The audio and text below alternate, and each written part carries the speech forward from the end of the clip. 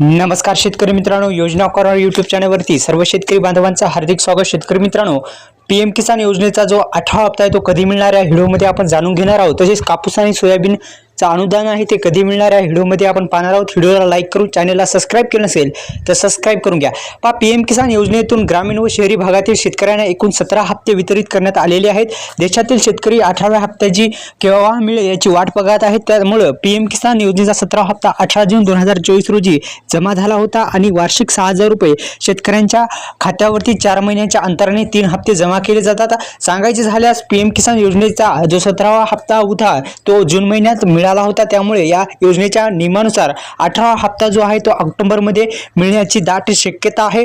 तसेच पीएम किसान योजनेचा 18वा हप्ता कधी जमा होणार यासंबंधी अधिकृत माहिती केंद्र सरकारने अजून काही जारी केली नाही, पण एक अंदाज म्हणून ऑक्टोबर मध्ये मिळण्याची दाट शक्यता आहे।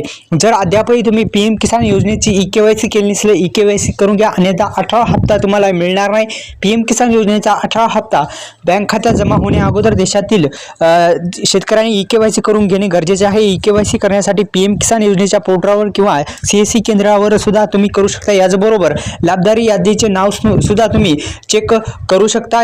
तसेच पीएम किसान योजनेच्या माध्यमातून 6000 रुपये वार्षिक शेतकऱ्यांच्या खात्यावरती जमा केले जातात। पीएम किसान योजनेचा ही केंद्र सरकारद्वारे शेतकऱ्यांचा आर्थिक लाभ मिळण्यासाठी ही योजना सुरू केलेली आहे। ई-केवायसी जर केली नसेल तर ई-केवायसी करून घ्या। तसेच लँड सेडिंग स्टेटस आधार सेडिंग स्टेटस नो असेल तर यस करून घ्या, जेणेकरून जो 18 हप्ता आहे पीएम किसान योजनेचा तो तुम्हाला मिळून जाईल।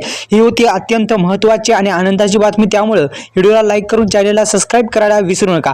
तसेच आता जे सोयाबीन आणि कापूस उत्पादक शेतकऱ्यांना आनंदाची बातमी म्हणजे लवकर शेतकऱ्यांच्या खात्यावरती जे 10,000 रुपये अनुदान आहे ते अनुदान जमा होणार आहे।